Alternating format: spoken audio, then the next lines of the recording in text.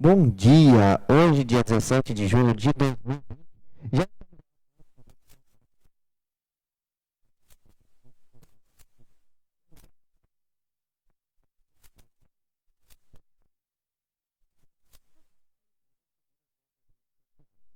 você vai para nossa rede social,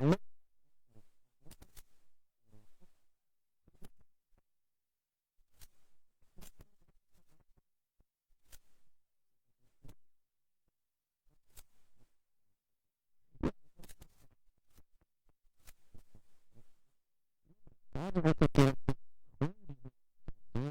basta mandar um WhatsApp para a gente pelo 64 99695 7612. Oi, tivemos algum problema de som? Tá ok? Tá tudo perfeito? Problema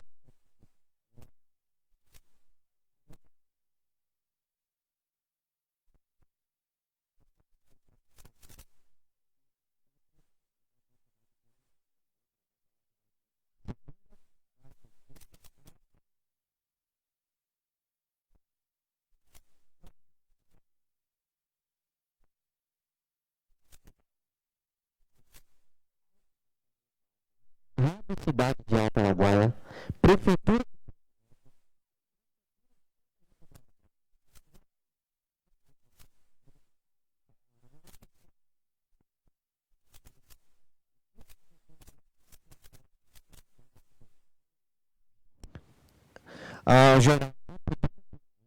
Rádio Satélite. Está sem som? Estamos sem áudio?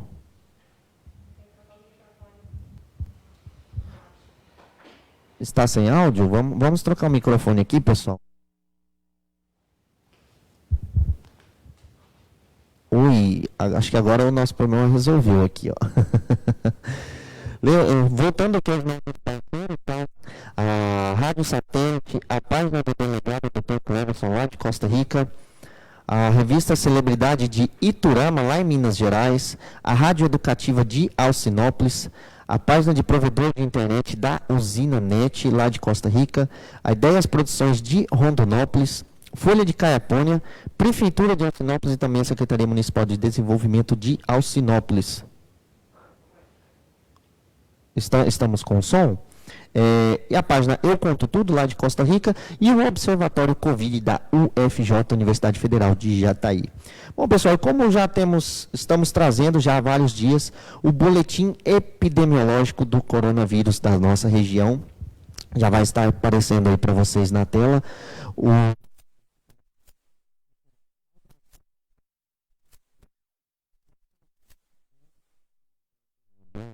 No Brasil,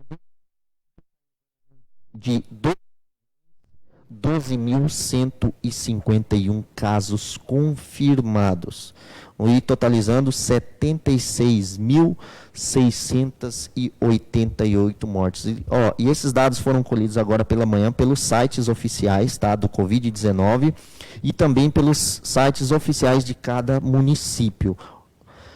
Em Goiás, já somos 40.201 casos confirmados. Total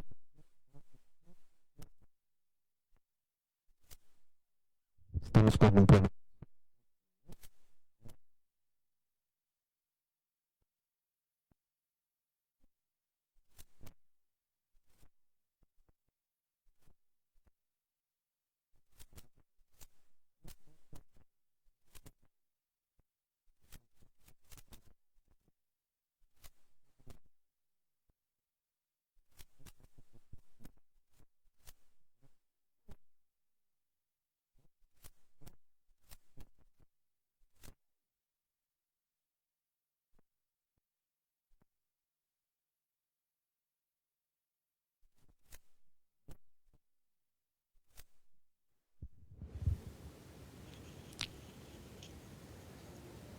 Olá, professor. William, Ela está confirma me... para mim se vocês estão me ouvindo, porque eu quase não estou ouvindo você, né? Tá falhando bastante. Eu não sei se você está me ouvindo, mas eu não estou conseguindo ouvir você.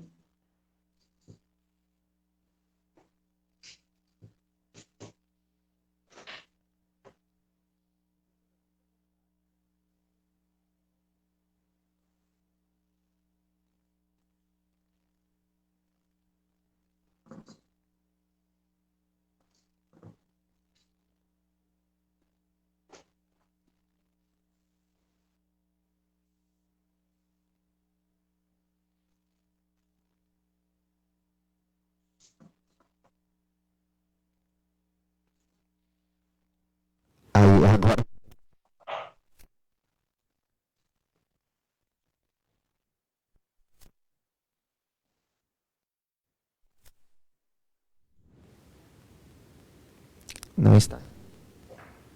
Oi. Oi, Agora sim. Professor, está me ouvindo? estou ouvindo. Professor, Embora esteja cortando a sua fala. já.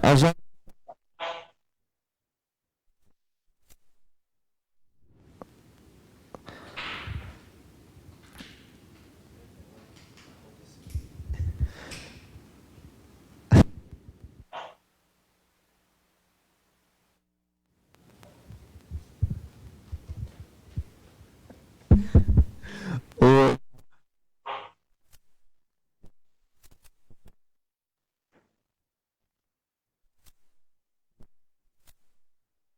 Como que está, né? Estamos com pequenos problemas técnicos.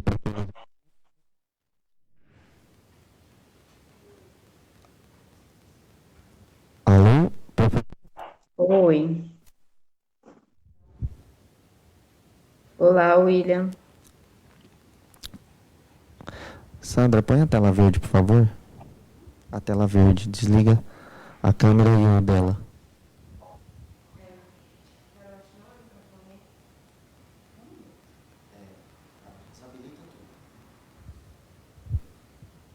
Tira ela, isso.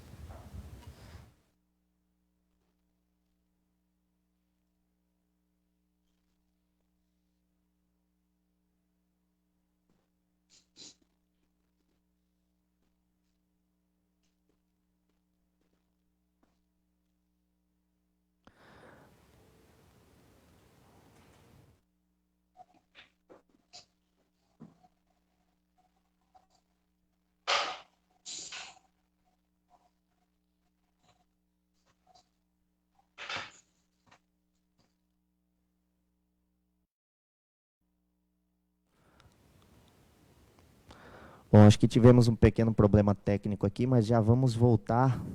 É, já solucionamos o problema aqui. Professora Gliceli, está nos ouvindo?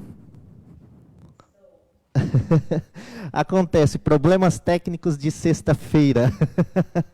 Professora, desculpe a vocês que nos assistem, mas programa ao vivo acontece essas coisas. Em plena sexta-feira, vamos passando por esses problemas. Professora, mais uma vez, obrigado pela sua participação, por estar aqui, cedendo o seu espaço de nos dar essa entrevista. E fique à vontade para você falar um pouco sobre você, sobre o seu trabalho, para quem nos assiste. Bom, bom dia, né? Bom dia a todos que estão ouvindo. Eu é que agradeço o convite que vocês me fizeram. Eu espero que eu possa contribuir de alguma forma, né? Responder algumas perguntas, alguns questionamentos, dúvidas. Eu sou bióloga, sou professora aí da Unifines, sou mestre e doutora em ciências agrárias e atualmente eu dou aula no curso de medicina, né? Então, eu fico à disposição para responder, contribuir de alguma forma com o que estiver também ao meu alcance.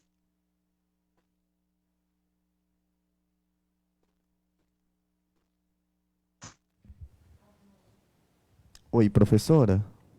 Olá. Como que o vírus ele age no organismo do indivíduo, da pessoa que é contaminada?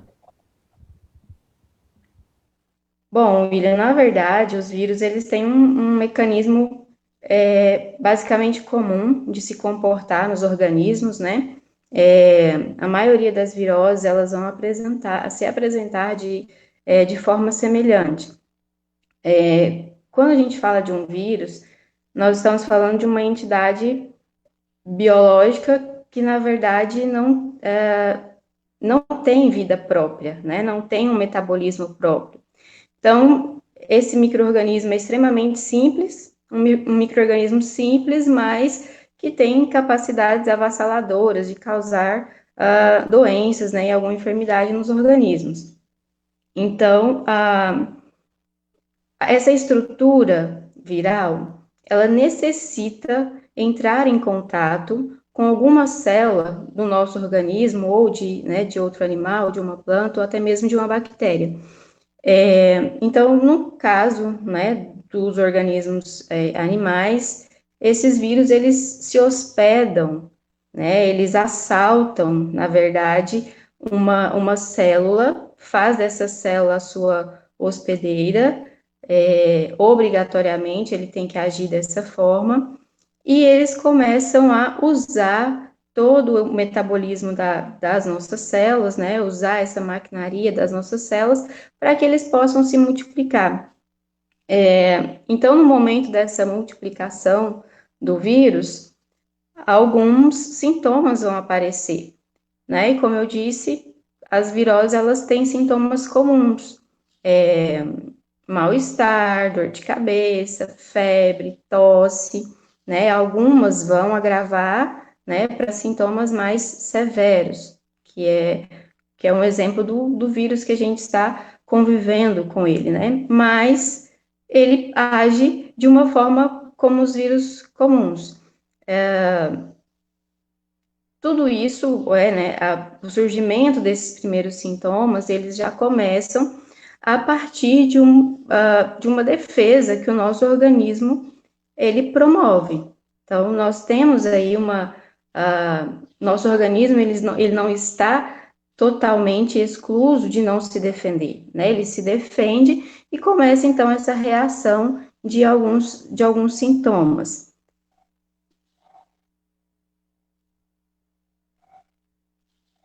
Funciona. Olá? Esse vírus ele está sofrendo algumas mutações, correto? Sim. E como que funciona essa mutação do vírus? Na verdade, William, não só esse vírus, mas como todos os vírus, eles podem sofrer mutação. O vírus, ele é uma partícula que é bastante variável, né? Talvez seria a partícula mais variável que exista. Seria não, né? Até hoje se entende que é a partícula mais variável. É importante a gente lembrar que uma mutação, ela leva tempo para que ocorra, né? E essa mutação, ela, na verdade, ela vai causar um efeito permanente no vírus. O que acontece ao longo desse processo de evolução dos organismos e também do vírus é que ele tenha recombinações genéticas que beneficiem a sua multiplicação. Nós temos, pode ocorrer uma mutação que seja vantajosa para que esse vírus ele permaneça no ambiente, que ele continue a se perpetuar, né, a se multiplicar, da mesma forma que ele pode evoluir, né, ter uma mutação que não seja tão favorável. Ou seja, esse vírus ele pode sofrer uma mutação para uma maior letalidade ou não. Então, por exemplo, para que ocorra uma recombinação, é necessário, por exemplo, que ocorra uma infecção de 2 vírus em uma única célula, por exemplo, né? Então, quando se tem esse contágio de 2 vírus de cepas diferentes em uma célula, pode ser que ocorra ali uma recombinação do material genético desses vírus, né? E essa recombinação, né, essa alteração no material genético, ela pode se perpetuar, ela pode se multiplicar e passar para uma célula adiante. Nós já tivemos alguns exemplos disso ao longo da evolução dos vírus. Uma recombinação, né, uma combinação de vírus influenza para humanos e vírus influenza aviário com uma célula suína, né, que se adaptou muito bem em células suínas e ainda pôde ser transmitida para humanos, né, uma variação lá da H1N1. Então, é necessário que isso ocorra. No caso do SARS-CoV-2, ele já é um gene ele já é um vírus que teve uma modificação genética, né? Então, outros vírus do grupo SARS, eles podem estar circulando, já estavam circulando no ambiente por um longo tempo, por um longo período, e provavelmente, né, tenha ocorrido essa adaptação do vírus. Então, são vários fatores que podem ser levados em consideração para essa recombinação. E a mutação, de fato, que vai causar uma alteração definitiva nesse material genético, ela depende também da seleção natural, né? A seleção natural, ela é um fator que vai selecionar o material genético mais adaptável àquele ambiente. Então, nós temos uma série de dinâmicas aí observadas, né, para esses vírus, para o SARS-CoV, e que depende muito do tempo que ele está circulando entre os indivíduos e qual a maneira que ele vai continuar circulando de um indivíduo para o outro, né? Então, o vírus ele vai se comportar de uma maneira inespecífica em cada indivíduo, e ele vai ser transmitido de uma forma, né, diferente também para cada indivíduo. Então, a forma como ele é transmitido, como ele é passado de uma população para outra, de um animal para o outro, também é o que vai determinar essa seleção natural, né, que vai determinar o surgimento, o aparecimento dessa modificação no material genético do vírus. Professora, como que funciona a disseminação desse vírus, né? Porque o novo coronavírus, ele é um caso específico? Bom, na verdade, tem várias formas dos vírus serem disseminados, né? É, não diria assim que ele é tão específico, né? Essa disseminação a gente tem visto, né? Que ela é pelo contato de pessoa com pessoa, pela formação dos aerosóis, né? Pela fala, pelo espirro, pela tosse. Uma vez que essas partículas virais que são liberadas nas gotículas tocam a superfície, o vírus ele pode permanecer ali por um determinado tempo. Não vai ser eterno, né? Não vai durar muito, justamente porque esse vírus ele precisa estar numa célula em condições ideais para que ele continue a se multiplicar. Mas então, essa disseminação, ela vai acontecer de um desses mecanismos, né? Embora a gente, desde que se começou, né, a falar do SARS-CoV-2, que surgiu, então, o coronavírus, muitos estudos têm sido levantados, muitas coisas surgem, né, muitas informações surgem a todo momento, nem todas são confirmatórias. Nós temos aí, por exemplo, os vírus que foram isolados em esgoto, então isso já indica que esse vírus estava presente muito antes do primeiro contágio, né? Pode ser que ele já estivesse antes. É importante a gente lembrar, por exemplo, estamos em uma pandemia, né? Mas o momento em que a pandemia ela começa, na verdade, quando tem o primeiro contágio e isso começa a se alastrar entre as pessoas, então a mutação já ocorreu, né, desse vírus. Então, essa disseminação, ela também depende do comportamento com que esse vírus está circulando.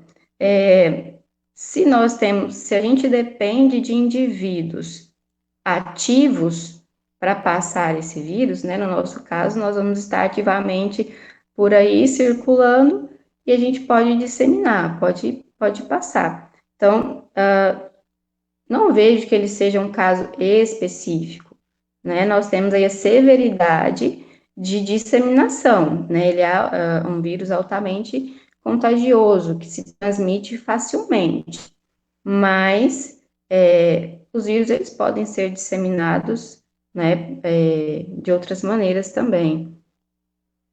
Professora, a gente tem visto que esse vírus ele atua em cada organismo de uma forma diferente. Tanto é que temos contaminados de forma assintomáticos, pessoas que estão com vírus e não tem nenhum tipo de sintoma. Qual que é a principal dificuldade para a comunidade científica na frente diretamente desse organismo?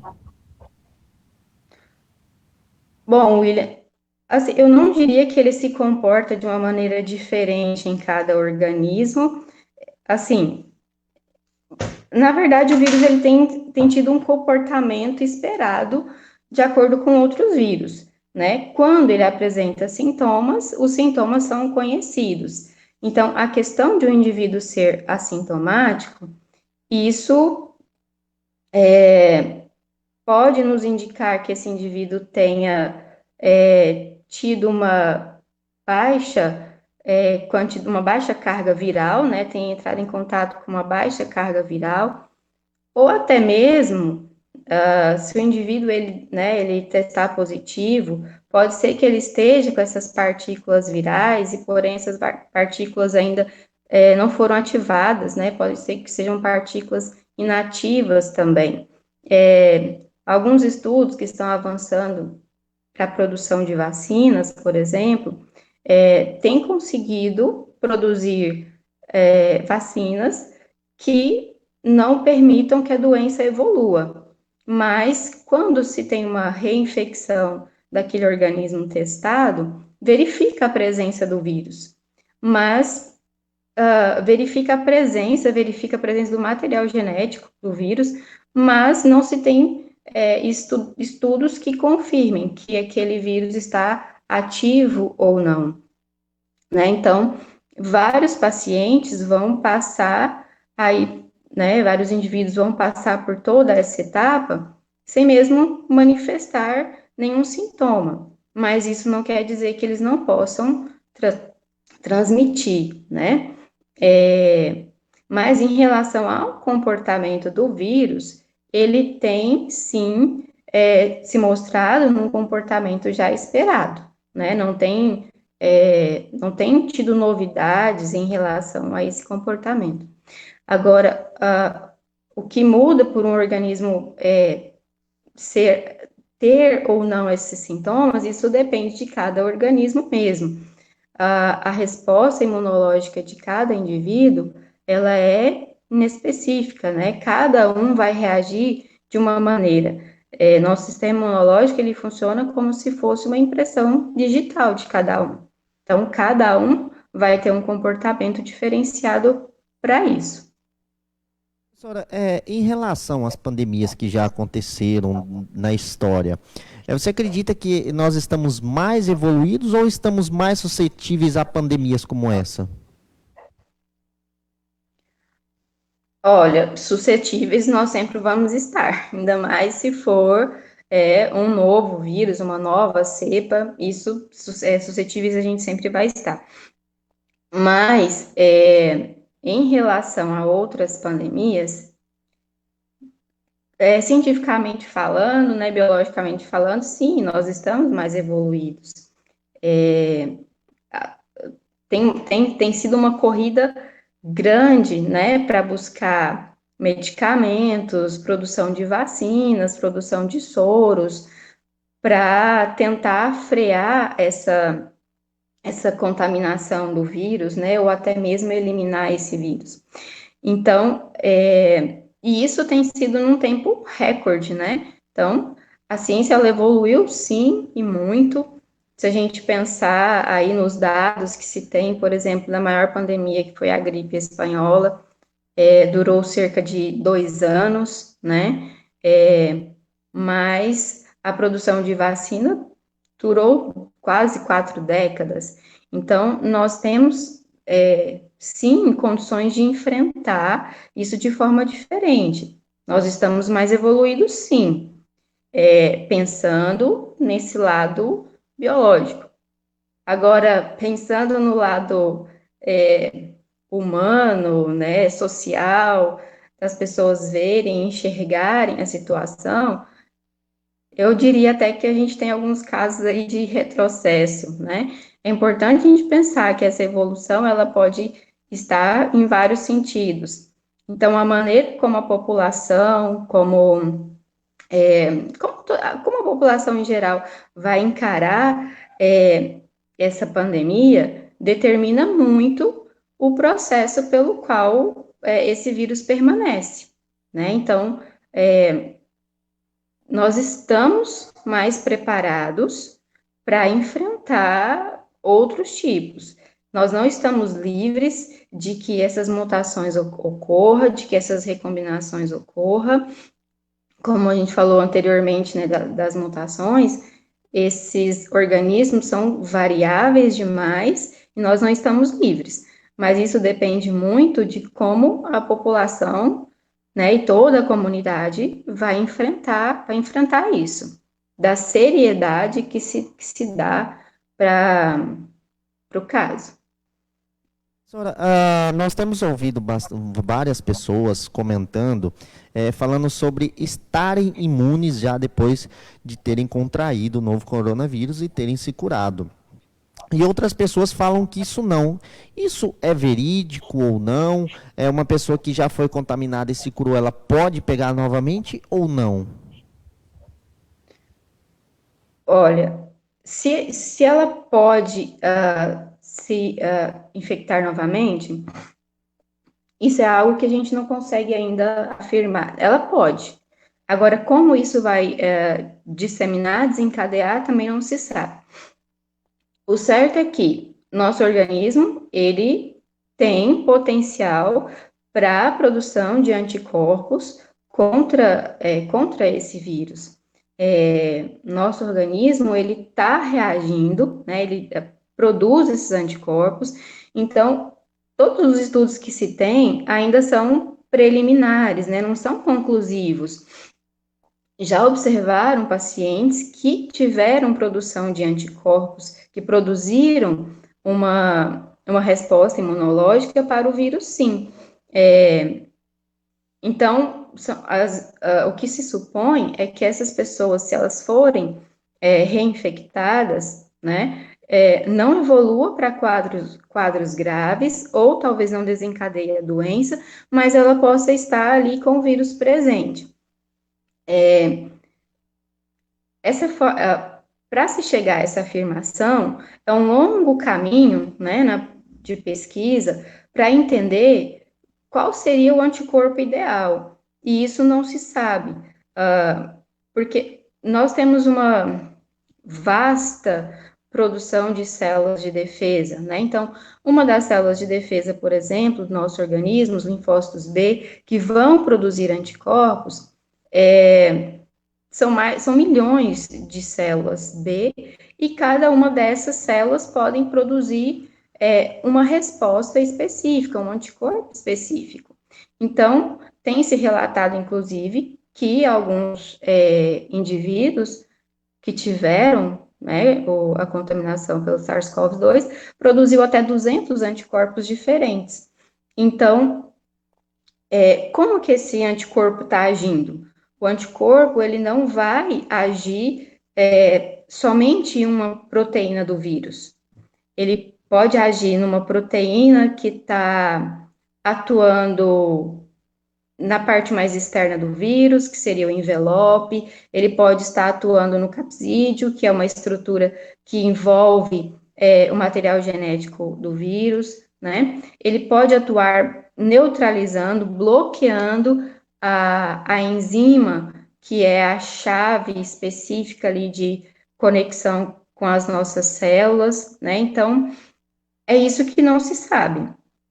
Então, mas o nosso organismo, ele tem essa capacidade, ele tem essa resposta, tem observado isso sim nos pacientes que tiveram essa contaminação, mas não se pode afirmar que eles não vão pegar novamente, né? E se adquirir novamente, talvez isso não evolua para a doença, nem para quadros mais graves.